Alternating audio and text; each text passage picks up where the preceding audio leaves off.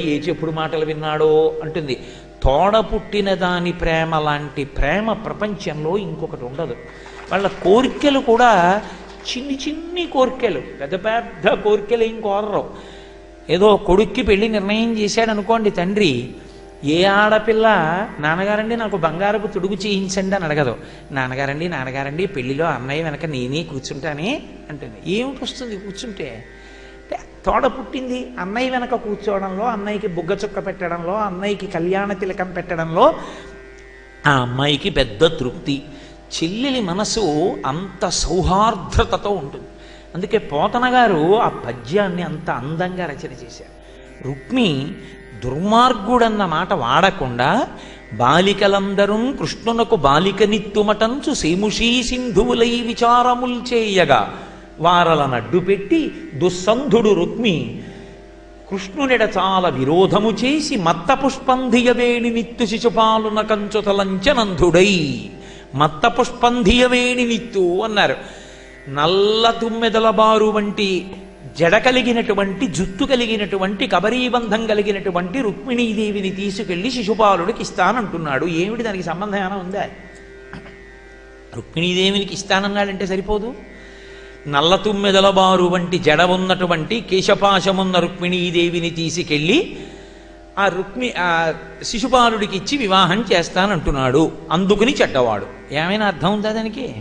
ఎందుకు ఆ మాట పోతన గారు వేయడం అంటే, అమ్మవారి యొక్క జుత్తుకి ఒక ప్రత్యేకత ఉంటుంది. లోకంలో అత్యంత హేయమైనవేవి అంటే మనుష్య శరీరంలో వెంట్రుక, గోరు, ఈ రెండు పరమ హేయమైనటువంటివి. కానీ లోకంలో పరమ పూజనీయమైనటువంటి వెంట్రుకున్నది ఎవరికి అంటే ఏనుగుకి.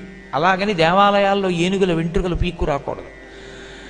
ఏనుగు యొక్క వెంట్రుక ఉంగరంలో చుట్టి పెట్టుకుంటే దృష్టిదోషం నివారణ అవుతుంది. ఒక్క ఏనుగు వెంట్రుక్కి అటువంటి పవిత్రత ఉంటుంది. అలాగే పులి గోరుకి ఆ శక్తి ఉంటుంది.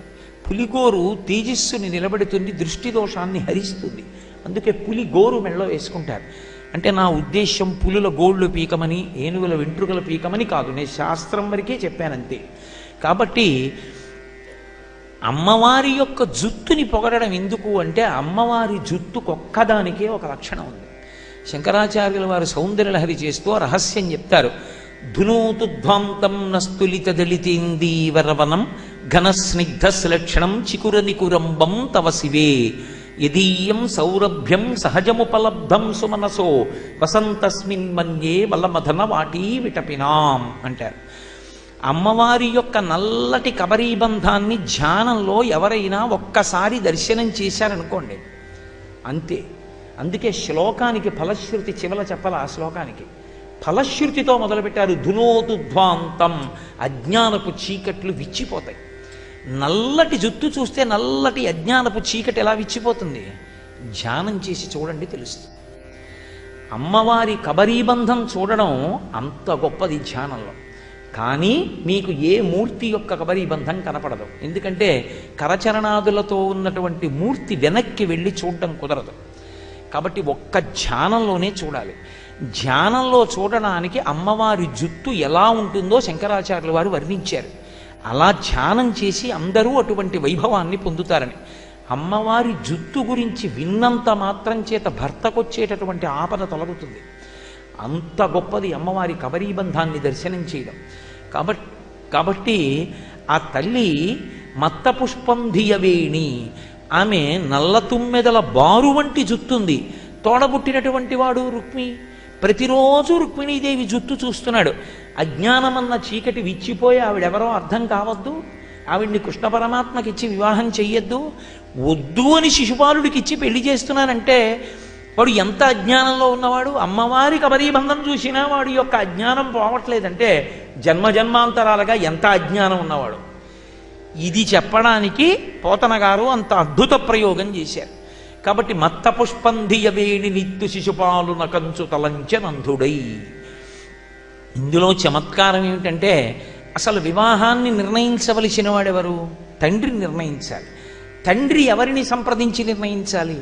పెద్దలైనటువంటి వారిని సంప్రదించాలంటే గురువు గారిని, ఇంట్లో ఉన్నటువంటి పెద్దలు, ఆయన అన్నగారు, ఆయన నాన్నగారు, పెద్దలు, బంధువులు ఎవరైనా ఉంటే వాళ్ళని అడిగి నిర్ణయించాలి. అంతేగాని పిల్లలు నిర్ణయించుకున్న తర్వాత పెద్దలు నిర్ణయించుకున్నారు గానా అని చెప్పి శుభలేఖలో వేయడం వాడి కర్మ కన్యాదాతది. కాబట్టి పెద్దలు నిర్ణయిస్తారు. ఇంటి పెద్ద ఎవడు? భీష్మకుడు. భీష్మకుడు నిర్ణయించాలి. భీష్మకుడికి రుక్మిణిని కృష్ణునికి ఇచ్చి చేయడం ఇష్టం. బంధువులకి బంధువులందరూ కృష్ణునకు బాలిక నిత్తుమటంచు సేముషీ సింధువులై. వాళ్ళు ఏదో పక్షపాతంతో మాట్లాడలేదు. భీష్మకుడు ఏమైనా అనుకుంటాడేమోనని. సేముషీ సింధువులై, అపారమైనటువంటి బుద్ధి వైభవం కలిగినటువంటి వాళ్ళై వాళ్ళు నిర్ణయం చేశారు, ఈమె కృష్ణ పరమాత్మకే సొత్తు, ఈమెని కృష్ణ పరమాత్మకే ఇచ్చి వివాహం చెయ్యాలని. బుద్ధి లేని వాడెవరు? అన్నగారు ఒక్కడే. ఇప్పుడు ఆమె అన్నగారు ఒప్పుకోవట్లేదని ఊరుకుందనుకోండి, ఆమె జీవితం ఇది ధీరవతి. ఆమె ఇతపూర్వం ఇలా పరుల్ని వరించి ఉన్నది కాదామె. ఆమె మనసా కృష్ణ పరమాత్మనే భర్తగా భావన చేస్తోంది. కానీ అన్నగారు అడ్డొచ్చాడు. తండ్రి కొడుకు మీద ఉన్నటువంటి ప్రేమ చేతే కానివ్వండి, కొడుకు తనని నిగ్రహిస్తాడన్న భయం చేతనే కానివ్వండి, రాజుల యందు ఇదో దుర్మార్గ బుద్ధి ఉంటుంది. తల్లి తండ్రినైన, తమ్ములన్నలనైన, సకులనైన, బంధువులనైన రాజులు చంపుదురవని తరచు జీవితాంధులగుచు అంటారు పోతన గారు భాగవతంలోనే దశమస్కందంలో. రాజులు తల్లిని, తండ్రిని, అన్నని, తమ్ముడిని, స్నేహితుల్ని కూడా చంపేస్తారు అడ్డొస్తే. కాబట్టి వద్దు అంటే వాడు బలవంతుడు, ఆయన వృద్ధుడు, అందుకని ఊరుకున్నాడు. మనసులో కష్టంగా అనిపిస్తున్నా ఇప్పుడు ఆమె అగ్నిజ్యోతనుడనేటటువంటి బ్రాహ్మణుణ్ణి ఆశ్రయించి, అగ్ని పరమేశ్వర స్వరూపమే, జ్యోతనుడంటే దాన్ని బాగా ఉద్దీపింపచేయగలిగిన వాడు గురువు. అంటే గురువును ఆశ్రయించి ఒక లేఖనిచ్చి, మీరు ఇది ద్వారకానగరం పట్టుకెళ్ళి కృష్ణ పరమాత్మకు అందించండి, ఇది నా సందేశం అని చెప్పింది. పట్టుకెళ్ళినటువంటి వాడు ఓ పనికి మాలినవాడు, ఏ శాస్త్రం తెలియనివాడు, ఏదో ఆడపిల్ల రాసిన ఉత్తరం కదా అని పట్టుకుని వెళ్ళిపోయినవాడు కాడు. ఆయన సకల శాస్త్ర కోవిదుడు, అగ్నిజ్యోతనుడు, బ్రాహ్మణుడు, గురువు. అంటే ఆయనకి ధర్మం తెలియక పట్టుకెళ్ళాడా? నేను ఎప్పుడో ఎక్కడో టీవీ చూస్తుంటే ఒక ఆయన అన్నాడు, రుక్మిణీదేవి లవ్ లెటర్ రాయలేదా అన్నాడు. నేను తెల్లబోయా. అయ్యవీడి అసాధ్యమోయ్, రుక్మిణీదేవి లేఖకిని బరి తెగించి రాసే ఉత్తరాలకి పోలిక. అది అగ్నిజ్యోతనుడు పట్టుకెళ్ళాడు. ఆమె యొక్క వివాహమునందు ఒక ప్రత్యేకత ఉంది, ఒక శరణాగతి ఉంది. అందుకని అప్పటికీ ఇప్పటికీ పారాయణ అయింది అది తప్ప కేవలం మదించి వ్రాసినటువంటి ప్రేమలేఖ కాదది. ఆమె తన సందేశాన్ని పంపించింది కృష్ణ పరమాత్మకి. అగ్నిజ్యోతనుడు వెతుక్కుని సముద్ర మధ్యంలో ఉన్నటువంటి ద్వారకానగరానికి వెళ్ళి కృష్ణ పరమాత్మ యొక్క దర్శనాన్ని పొందాడు.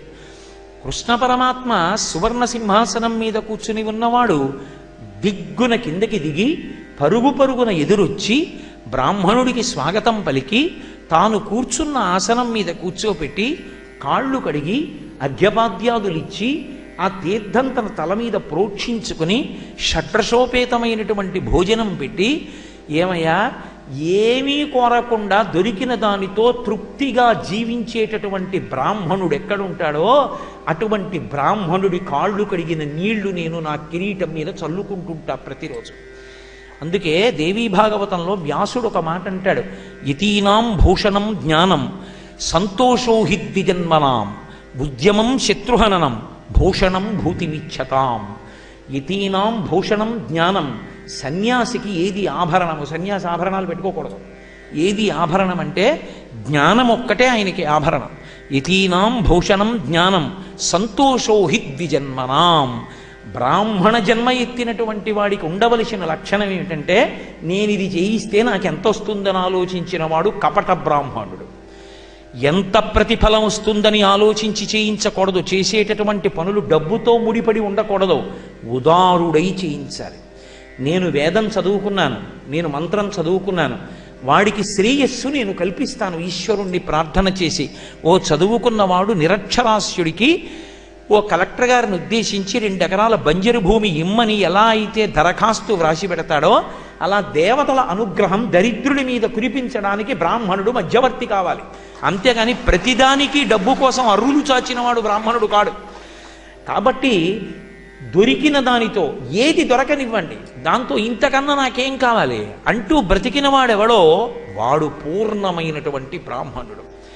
ఆ సంతోషంతో నాకు ఏది లేదని బతికిన వాడు ఉంటాడే, నాకు ఇది కావాలని అడగని వాడు ఉంటాడే, అటువంటి వాడి పాదములను పరమేశ్వరుడు కడిగి ఆ పాదోదకాన్ని తల మీద చల్లుకుంటానని చెప్పాడు. కాబట్టి సంతోషో హి ద్విజన్మనాం ఉద్యమం శత్రుహననం. క్షత్రియుడు తాను మంచం మీద చచ్చిపోకూడదు, తనని తాను రక్షించుకోలేనటువంటి దీనుడి కొరకు యుద్ధం చేసి యుద్ధభూమిలో చచ్చిపోవాలి, అప్పుడు స్వర్గం. కాబట్టి క్షత్రియుడికి ఉద్యమం, యుద్ధం చెయ్యడం ఆయన యొక్క భూషణం. భూషణం భూతిమిచ్చతాం, ఇవి మూడు సహజమైన భూషణములు. ఇవి ఎవరికి ఉంటాయో వాళ్ళు లోకపూజితులు అవుతారు, వాళ్ళు పరమేశ్వరుడి చేత నిరంతరము రక్షింపబడుతూ ఉంటారు అంటాడు వ్యాసుడు. అందుకే వచ్చిన అగ్నిజ్యోతనుడనేటటువంటి బ్రాహ్మణుణ్ణి చూడగానే కృష్ణ పరమాత్మ అంతవారు పరుగు పరుగున వెళ్ళి తీసుకొచ్చి అంత సత్కారం చేసి, అయ్యా అంత దూరం నుంచి నడిచొచ్చారు, సముద్ర మధ్యంలో ఉన్నటువంటి ద్వారకా నగరానికి ఎలా వచ్చారు, ఏం చెప్పాలని వచ్చారు, నన్ను ఆదేశించవలసింది అన్నాడు. వెంటనే భీష్మకుని యొక్క కుమార్తె రుక్మిణీదేవి యొక్క వృత్తాంతం చెప్పి, ఆయనకి పిల్లకి కూడా ఇష్టమైన మధ్యలో రుక్మి అడ్డుపడుతున్నాడు, ఆమె తన సందేశాన్ని నీకు చెప్పమని చెప్పింది, కాబట్టి మీరు ఈ లేఖ చదవవలసింది అని ఆ లేఖనిచ్చాడు. ఆ లేఖ అప్పటికీ ఇప్పటికీ అంతే శక్తివంతం. తెలుగు భాషకి పోతన గారు చేసిన పట్టాభిషేకం ఏమిటంటే, సంస్కృత భాగవతంలోనూ సంస్కృత రామాయణంలోనూ ఉన్నటువంటి కొన్ని స్తోత్రముల యొక్క శక్తి తెలుగు భాషలో ఆంధ్రీకరించిన వాటికి రాదు. ఆదిత్య హృదయం ఉందనుకోండి, సంస్కృతంలో ఉన్న పాఠమే చదవాలి. జయమంత్రం ఉందనుకోండి, సంస్కృత పాఠమే చదవాలి. అదే గజేంద్ర మోక్షణంలో పద్యాలు ఉన్నాయనుకోండి, పోతన గారి పద్యాలు చదివితే చాలు. రుక్మిణీ కళ్యాణం ఉందనుకోండి, పోతన గారి పద్యాలు చాలు. సంస్కృతంలో ఉన్నటువంటి మంత్రశక్తిని పోతన గారు తెలుగు భాషలో ఉన్న పద్యాల యందు ప్రవేశపెట్టారు. అది ఈ జాతికి ఆయన చేసిన మహోపకారం. అందుకే నేను శ్రీరామాయణం ప్రవచనం చేస్తే వాల్మీకి రామాయణం చెప్తాను తప్ప, భాగవతం చెప్తే నాకు పోతన గారి భాగవతం చెప్పడమే పరమప్రీతి. అందుకే నేను పోతన గారి భాగవతమే ప్రవచనం చేయడం మీద మక్కువ చూపిస్తూ ఉంటాను. కనుక ఈమె ఇచ్చినటువంటి లేఖని విప్పి కృష్ణ పరమాత్మ చదవడం మొదలుపెట్టారు. ధన్యం లోకమనోభిరామ కుల విద్యారూప తారుణ్య సౌజన్య శ్రీ బల దాన శౌర్య కరుణా సంశోభితం నిన్నే కన్యల్ కోరరు కోరదేముడు రమా కాంతాల లామంబు రాజన్యానేకవ సింహ నావలననే జన్మించనే మోహముల్. ఆమె కృష్ణ పరమాత్మతో చెప్తోంది, కృష్ణ పరమాత్మ ఒక ఆడపిల్ల ఇలా ఒక లేఖ రాసిందేమిటి, ఒక సందేశం పంపించిందేమిటి అని నువ్వు ఆశ్చర్యపోతున్నావా? నేను నీకు లేఖ వ్రాసింది నువ్వు ఒక పురుషుడివని, నేను ఒక ఆడదాన్నని, కేవలం నిన్ను పెళ్లి చేసుకోవాలని, నీ మీద మరులు కొన్నానని నేను వ్రాయలేదు. నీ యందు ఉన్నటువంటి గుణములను నేను అర్థం చేసుకున్నాను. ఇది ఆమె యొక్క ధీరత్వం. ఎందుచేత నీ ఎందు మక్కువ చూపుతున్నానంటే, పెద్దలైన వారు, పండితులైన వారు, బుద్ధిమంతులైన వారు నీ గురించి అలా చెప్పారు. ధన్యం లోకమనోభిరాము కుల విద్యా రూప తారుణ్య సౌజన్య శ్రీ బల దాన శౌర్య కరుణా సంశోభితం. ఎన్ని గుణాలు వేసేసిందో! అందమైన రూపమా ఉంది, మంచి కులంలోనా పుట్టావు, అంతకమించి విశేషమైనటువంటి శౌర్యం ఉంది, బలం ఉంది, ఇవన్నీటితో పాటుగా ఐశ్వర్యం ఉంది. ఇవన్నీ ఉండడం ఒక ఎత్తు, ఉండడంతో పాటుగా గుండెల నిండా కారుణ్యం ఉండి ఆర్తులైన వాళ్ళకి పెట్టడం ఒక ఎత్తు. ఇన్ని మంచి గుణములున్నటువంటి నీకు ఇల్లాల్ని కావాలని ఇవాళ నేనే కోరుకున్నానా? కొరదే మునిరమాకాంతాలలామంబు రాజన్యానేకవ సింహ నావలననే జన్మించనే మోహములు.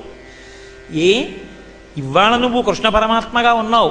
ఒకనాడు క్షీరసాగర మథనం జరిగినప్పుడు అందులోంచి ఆవిర్భవించినటువంటి ఆదిలక్ష్మి నిన్నే కోరి కోరి వరమాల వేసి భర్తగా కోరుకోలా. ఆదిలక్ష్మి అంతటిదే నిన్ను భర్తగా కోరుకుందే, నేను నిన్ను భర్తగా కోరుకుంటే తప్పేమిటి? అంటే ఇప్పుడు ఒకటి మీరు ఆలోచించండి, ఆమెకి కేవలం ఇప్పుడు అవతారంలో ఉన్న కృష్ణుడే తెలుసా, ఆ కృష్ణుడే విష్ణువని తెలుసా? ఆ కృష్ణుడే విష్ణువని తెలుసు, ఆమెయే లక్ష్మి అని తెలుసు. ఇప్పుడు లక్ష్మి ఎక్కడికి చేరాలి? కృష్ణుడి దగ్గరికే చేరాలి. ఒక ఆడపిల్ల ఎక్కడికి చేరాలి? నిజమైన నారాయణ స్వరూపుడైన యోగ్యుడైన వరుడి దగ్గరికే చేరాలి. అందుకు రుక్మిణీ కళ్యాణం చేయిస్తారు. లేనినాడు ఆ పిల్లకి శాంతి, ఆ పిల్లనిచ్చిన వాళ్ళకి శాంతి, ఎవరికి శాంతి నాకు చెప్పండి? ప్రశాంతంగా తండ్రి అన్నం తినగలడా, తల్లి అన్నం తినగలదా, ఓ పేరంటానికి వెళ్ళగలదా, పిల్ల సంతోషంగా ఉండగలదా? అందుకే నిన్నే కన్యల్ కోరరు కోరదేముని రమాకాంతాలలామంబు రాజన్యానేకవ సింహ నావలననే జన్మించనే మోహములు అని వ్రతముల్ దేవగురు ద్విజన్మభుధ సేవల్దాన ధర్మాదులం గత జన్మంబుల ఈశ్వరం హరిజగత్ కళ్యాణు కాంక్షించి చేసి తినేనిన్ వసుదేవనందనుడు నా చిత్తీశుడవుగాక నిజ్యుతులైపోదురుగాక సంగరములో చీదీశ ముఖ్యాధముల్. బాగుందమ్మా, నేను భర్త కావాలని కోరుకుంటున్నావు, కానీ నేను నీకు భర్తని కావాలంటే నువ్వు చేసుకున్న పుణ్యం ఏదైనా ఉందా అంటే అంత గొప్ప పుణ్యం లభించాలి అంటే అటువంటి పుణ్యం లభిస్తే ఖాతాలో ఉంటే కదూ పరమేశ్వరుడు భర్తగా రావడం. లేనినాడు పాపమే ఉందనుకోండి, ఆ పాపము దుఃఖంగా రావాలి. ఇప్పుడు పాపం దుఃఖంగా రావాలంటే భర్త అలాంటి వాడు వస్తే చాలు. ఇంకా పిల్ల జీవితం నిరంతరం శోకగ్రస్తం అవుతుంది. అందుకే ఇది రుక్మిణీదేవి యొక్క హృదయం. నాకు నువ్వు భర్త అవ్వాలి అంటే నేను చేసిన పుణ్యం ఏదో ఉండాలి. ఏమిటై ఉండాలి? గత జన్మంబుల ఈశ్వరుం జగత్ కళ్యాణు కాంక్షించి చేసి తినేని, ఏదో సుఖాల కోసం కాకుండా భగవత్ ప్రీతి కొరకు నేను వ్రతములు చేసిన దాననైతే వ్రతముల్ దేవ గురు ద్విజన్మ బుధ సేవల్. వ్రతముల్, ఈ మాట జాగ్రత్తగా పట్టుకోవాలి మీరు. ఆడపిల్ల జీవితంలో ఒక ఎర్రసిరాతో గీత ఉంటుంది. వివాహ పూర్వము కొన్ని వ్రతాలుంటాయి, వివాహానంతరము కొన్ని వ్రతాలుంటాయి. వివాహ పూర్వం చెయ్యవలసినటువంటి వ్రతాలు చేసి తీరాలి. ఎందుకని? సరి అయినటువంటి భర్త రావాలన్న కోరికతో చెయ్యాలి.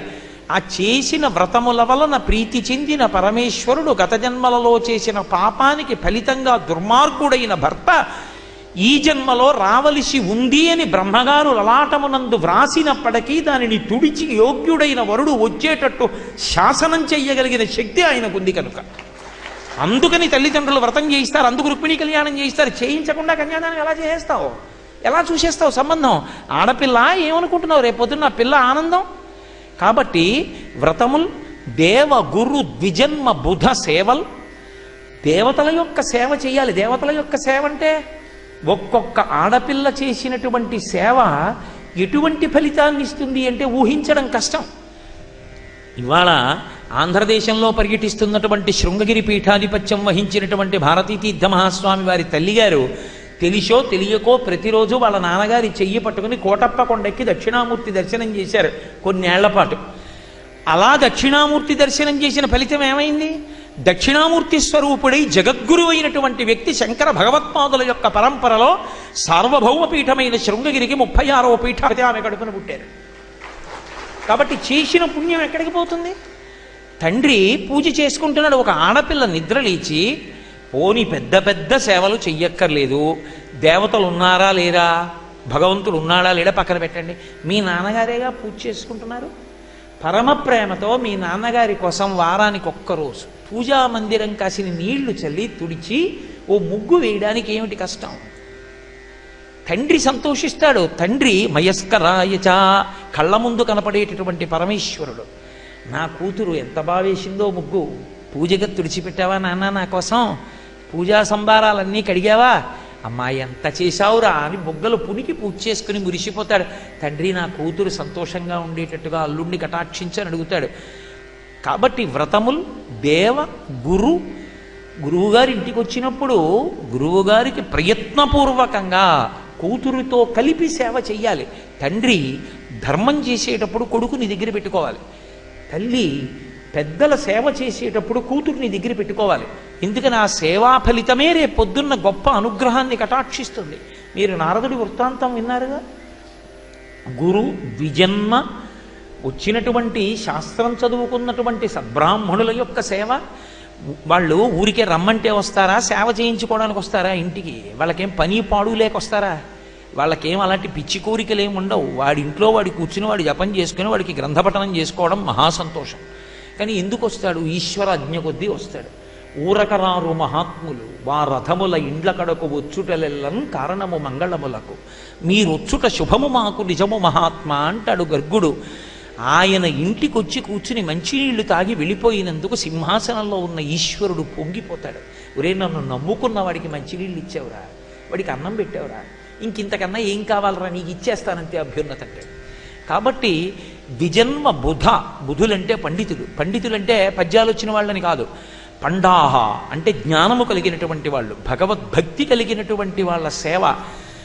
ద్విజన్మ బుధ సేవల్ దాన ధర్మాదులను, నేను దానము ధర్మము చేసిన దాననైతే దాన ధర్మాదులన్ గత జన్మంబుల ఈశ్వరున్ హరి జగత్ కళ్యాణు కాంక్షించి చేసి తినేని, గత జన్మలలో భగవత్ప్రీతి కొరకు అని నేను చేసిన దాననైతే,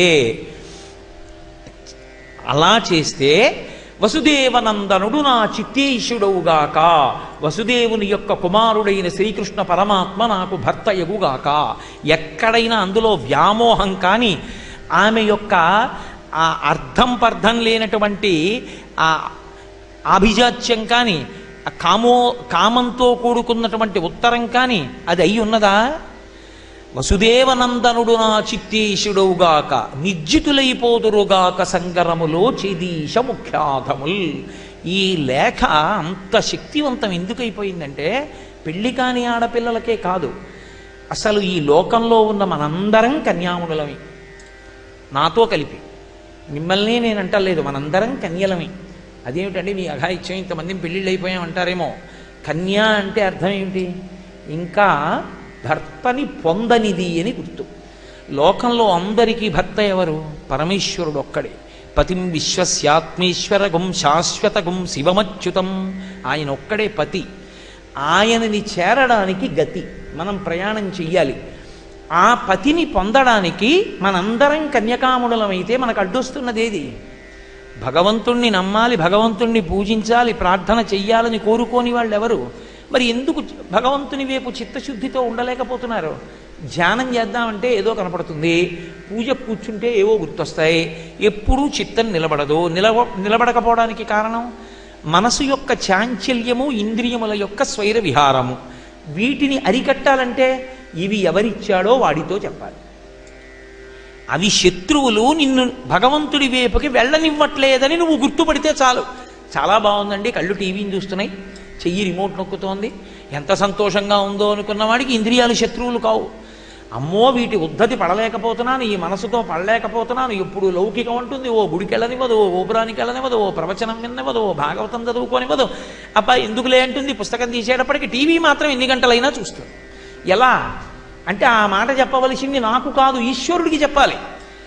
నీకు ఇంద్రియములు మనసు శత్రువులైపోయాయన్న విషయం ఈశ్వరుడికి చెప్పాలి. ఎందుకని ఇంద్రియాలు మనసు ఎవరిచ్చారు? నేను ఇవ్వలేదు, ఎవడో ఇవ్వలేదు, ఈశ్వరుడు ఇచ్చాడు. ఎందుకు ఇచ్చాడు? ఆ కళ్ళతో ఈశ్వరుణ్ణి చూడమని, చెవులతో భగవత్ కథలు వినమని. కామం ఎందుకు ఇచ్చాడు? స్త్రీ యందు కామం ఏర్పడితే తప్ప సంతానం కలగదని, సంతానం కలిగితే తప్ప పితృరుణం తీరదని కామాన్ని ఇచ్చాడు. కానీ అది అర్థం లేకుండా జీవితాన్ని పాడు చేస్తుంటే ఆ విషయం ఈశ్వరుడితో చెప్పాలి. నేను మీతో ఒక ఉదాహరణ చెప్తాను, మీరు తొందరగా పట్టుకుంటారు. నేను గుండెలు బాదుకున్నంత ప్రసంగం చెయ్యక్కర్లేదు. ఒక మహారాజు యుద్ధం చేస్తున్నాడు, ఆయన సైన్యానికే చెందినటువంటి సైనికుడు పక్కన గుర్రం మీద ఎడుతున్నాడు. ఆయన పిలిచి అన్నాడు, రే రాత్రి 8 గంటలకు ఒకసారి వచ్చి నా శిబిరంలో కలుసుకో అన్నాడు. ఆయన అన్నాడు, నేనెలా కలుస్తాను?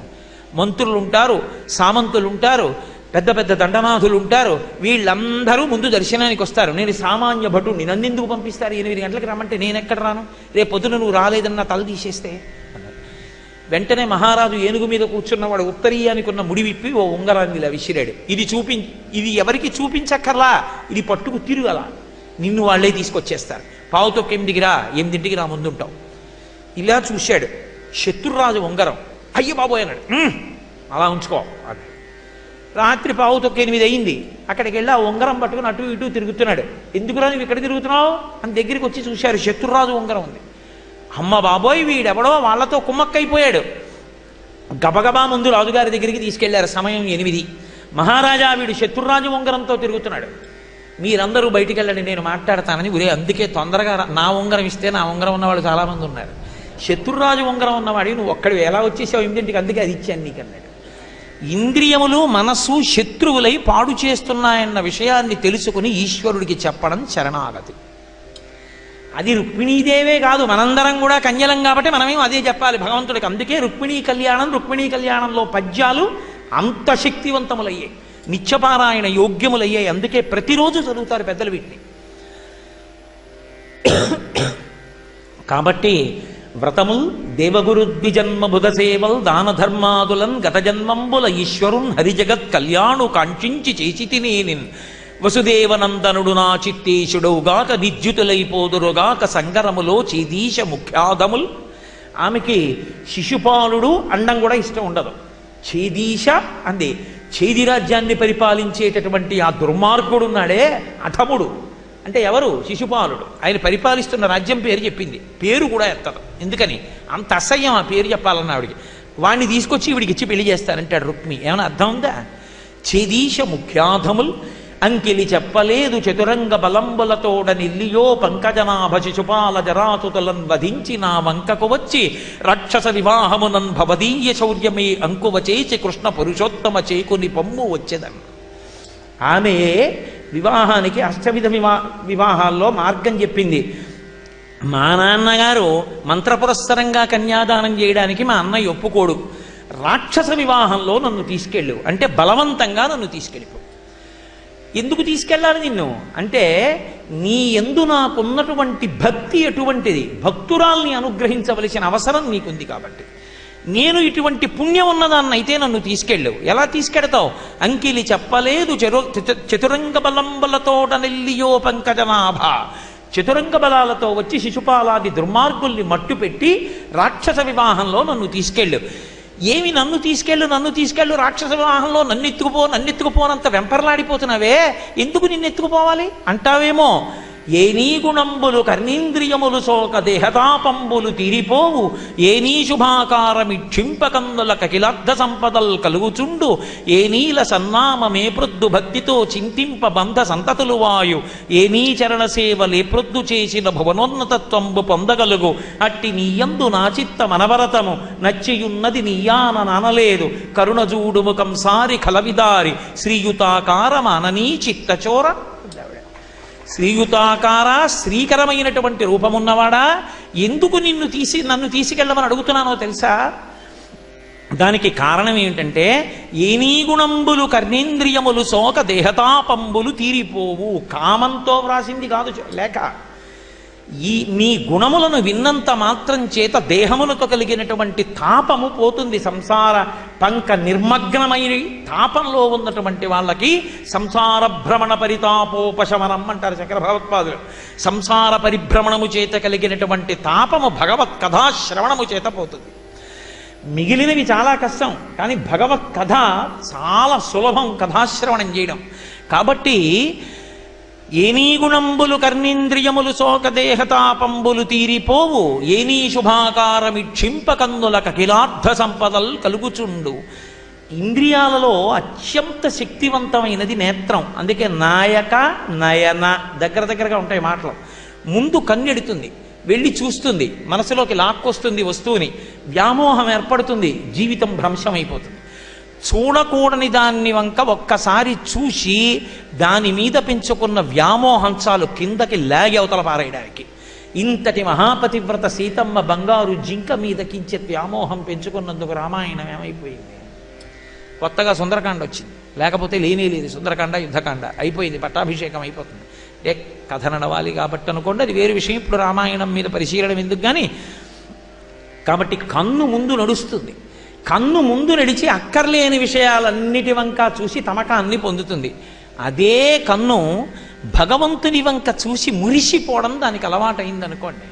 అందుకే భగవంతుని యొక్క అవయవాలనన్నిటినీ కూడా అరవిందములు అంటారు. నయనారవిందం, పాదారవిందం, ముఖారవిందం, హస్తారవిందం. ఏమిటి? కన్ను తామర పువ్వే, ముఖము తామర పువ్వే, నవ్వు తామర పువ్వే, గుండె తామర పువ్వే, కాళ్ళు తామర పువ్వులే, పాదాలు తామర పువ్వులే. సమాన ధర్మం ఉండద్దు. పాదాలు ఎలా ఉంటాయండి? తామర పువ్వులా ఉండవుగా. మరి ఎందుకు తామర పువ్వు అయ్యాయి అంటే, పరమభక్తి తత్పరుడైనటువంటి వ్యక్తి కళ్ళు మూసుకుని ధ్యానం చేస్తున్నాడు అనుకోండి. శ్రీమాత శ్రీ మహారాజ్ఞి శ్రీమత్సింహాసనేశ్వరి చిదగ్నికుండ సంభూత దేవకార్య సముద్యత ఉద్యద్భాను సహస్రాభా చతుర్బాహు సమన్విత రాగస్వరూప పాశాఢ్యా క్రోధాకారంకుశోజ్వల మనోరూపేక్షుకోదండా పంచతన్మాత్రసాయక నిజారుణ ప్రభాపూరమజ్జద్బ్రహ్మాండమండల చంపకాశోక పున్నాగ సౌగంధిక లసత్కచ అన్నాడు. సంపంగి పూలు, పెద్ద పెద్ద పూలతో గుచ్చినటువంటి దండలతో కూడుకున్నటువంటి అమ్మవారి కబరీబంధం వంక అలా చూశాడు. అమ్మవారి కబరీబంధం, అమ్మవారి జుత్తుకున్నటువంటి సువాసన, కబరీబంధాన్ని ధ్యానం చేస్తూ అలా ఉండిపోయాడు. తర్వాత నామం గుర్తు రాలేదు. ఇప్పుడు అమ్మవారి కబరీబంధము తామర పువ్వయింది, మనసు తుమ్మెదయింది. మనసు తుమ్మెదయ్యి పంచేంద్రియములు మనసు 6 కలిసి షట్పదం అంటారు సంస్కృతంలో. తుమ్మెద వెళ్ళి ఆ కబరీబంధం మీద నిలబడిపోయింది. కామీ శబద్ధ మంగళ్య సూత్ర శోభిత కంధరా అన్నాడు. అమ్మవారు కూర్చుంటే అమ్మవారి మెడలో ఉన్నటువంటి మహాకామీశ్వరుడు కట్టినటువంటి ఆ మంగళసూత్రం కనపడుతోంది. అమ్మా, కాముణ్ణి కాల్చిన వాడితో మంగళసూత్రం కట్టించుకున్నావమ్మా, ఏమి వైభవం తల్లి అని మురిసిపోయి అమ్మవారి మంగళసూత్రాలు 2 చేతుల్లో పట్టుకుని ఇలా కళ్ళకు అద్దుకుంటున్నాడు. ఇప్పుడు తరువాతి నామం ఆగిపోయింది. ఇప్పుడు అమ్మవారి మంగళసూత్రం తామర పువ్వయింది, నువ్వు షట్పదమయ్యావు. అమ్మవారి కన్నుల వంక చూస్తున్నాడు. ఆ కన్నులు తామర పువ్వులైపోయాయి. అమ్మవారి కళ్ళ వంక, గుడ్డు వంక చూస్తూ పరమానందాన్ని పొందేస్తున్నాడు.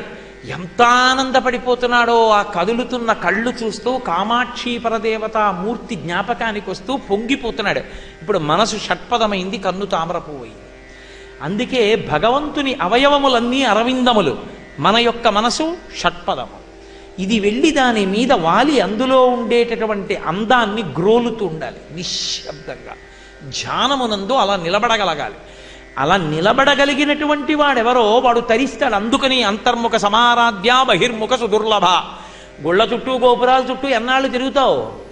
కాళ్ళ నొప్పులు అవన్నీ తిరగడం ఎందుకంటే ఒకనాడు కూర్చుంటే కనపడాలి నీకు. కూర్చుని పద్మాసనం వేసుకుని కూర్చుంటే హృదయ కుహరమునందు కనపడాలి.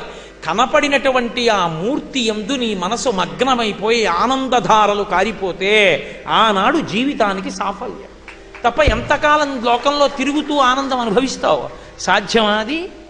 కాబట్టి నీ యొక్క గుణములు, నీ యొక్క రూపము దేహతా ఏనీ గుణంబులు కర్ణేంద్రియములు సోక దేహతాపంబులు తీరిపోవు, ఏనీ శుభాకారమిక్షింప కన్నుల కకిలార్థ సంపదల్ కలుగుచుండు, ఏనీల సన్నామమే ప్రొద్దు భక్తితో చింతింప బంధ సంతతులు వాయు.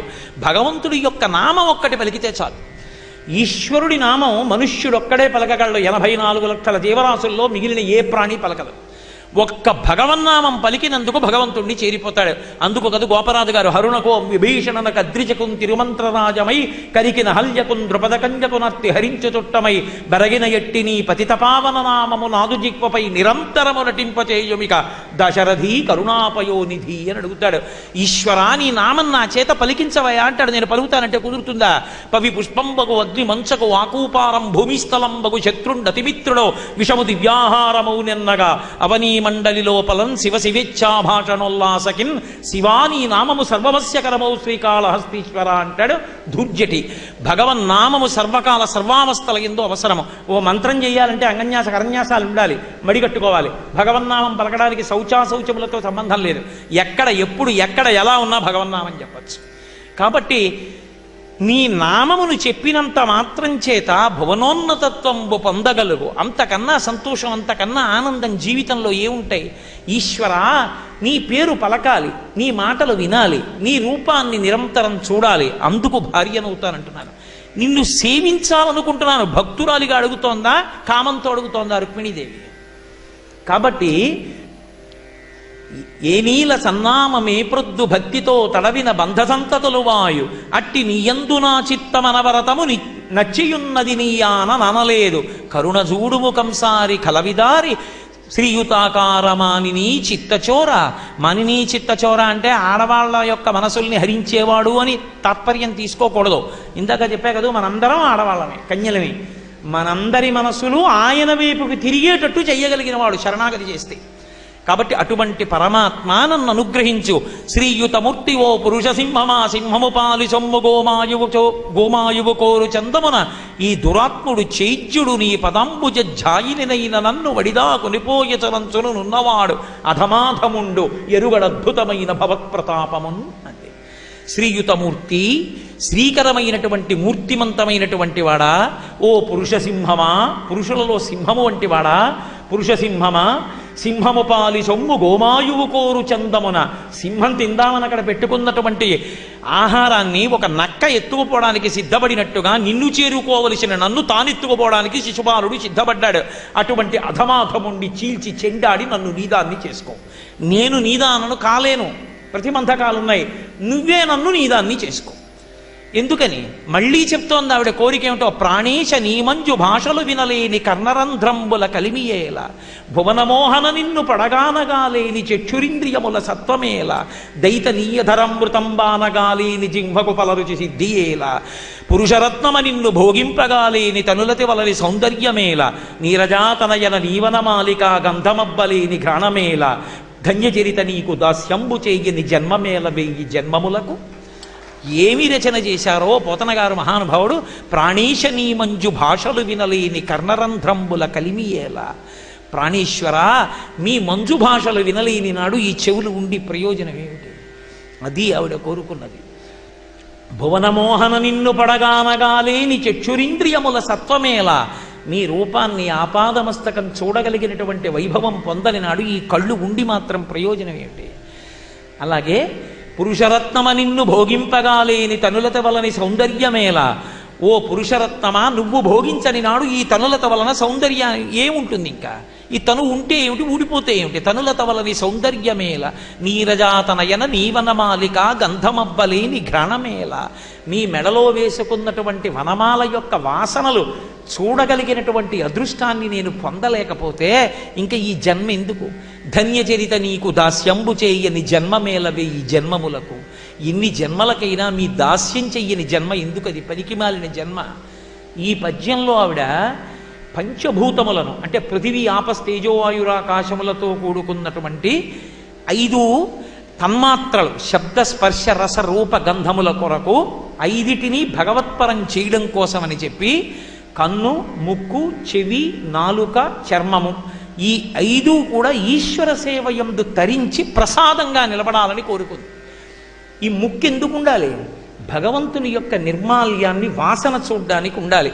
కంచికామకోటి పీఠాధిపతులు జయేంద్ర సరస్వతి స్వామి వారు ఉన్నారు. ఇప్పటికీ పెద్దలు వారి గురించి ఒక మాట చెప్తారు. వారు ఎంత నిండు సభలో ఉండనివ్వండి, తిరుమల తిరుపతి దేవస్థానానికి సంబంధించినటువంటి విద్వాంసులు వెంకటాచలం నుంచి ప్రసాదం పట్టుకుని అక్కడ నించుంటే ఇంతమందిని పక్కన పెట్టేసి ముందు ఇలా రమ్మంటారు. రమ్మని వెంకటేశ్వర ప్రసాదం తీసుకుని కళ్ళకద్దుకుని తల మీద పెట్టుకుంటారు. నేనంటలేదు ఈ మాట.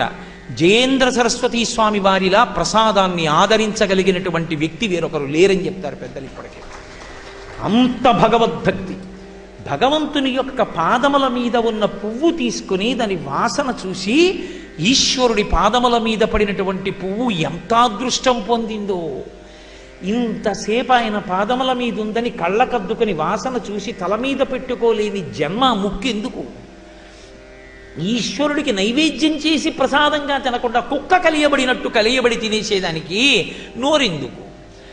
భగవంతుడికి సేవ ఓ దేవాలయానికి వెళ్ళి చీపురు పట్టుకుని తుడవడానికి, ఓ పల్లకి మొయ్యడానికి, భగవంతుడు కట్టివిప్పిన వస్త్రాలు ఉతికి తీసుకెళ్ళి మళ్ళీ ఆయనకి అందించడానికి, ఒక దేవాలయాన్ని కళాబీ చల్లడానికి, ముగ్గు వేయడానికి ఈ శరీరం పనికిరాలేదనుకోండి, ఇంకెందుకు ఆ జన్మ? ఎప్పుడు ఇంటి సేవే, భగవత్ సేవ ఎప్పుడు చేస్తావు? ఈ శరీరాన్ని ఈశ్వరుడి కొరకు ఎప్పుడు ఉపయోగిస్తావు? ఇది నాకు కావలసింది, మీ సేవ కావాలి, అందుకుని నా పంచేంద్రియములు మీ సేవ చేత తరించాలి, అందుకు భర్తృత్వం అడుగుతున్నాను అని ఆవిడంది. మరి ఇవ్వాలంటే నువ్వు సరే ఈ మాట అంటున్నావు, బాగుంది. రేపొద్దున్న నేను వచ్చిన తరువాత యుద్ధం జరుగుతుంది, మీ అన్న నాకు ఇవ్వడు, నిన్ను యుద్ధం జరుగుతుంది, యుద్ధంలో జయాపజయములు విధి నిర్ణీతములు కొంతమంది చచ్చిపోతారు.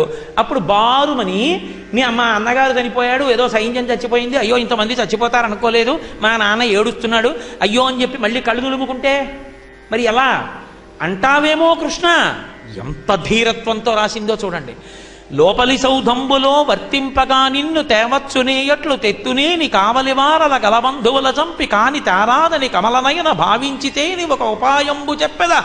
ఆలింపు కులదేవయాత్ర చేసి నగరు వెల్వడి నగజాతకను మొక్క పెండ్లికి మునవడ పెండ్లి కూతురు నెలమి మావారు పంపుదురు నేను ఎట్లు భూతనాదు చదికి మొక్కంగా వచ్చేదను ఆ సమయమున నీవు నన్ను గొరిపొమ్మున వార్యచరిత.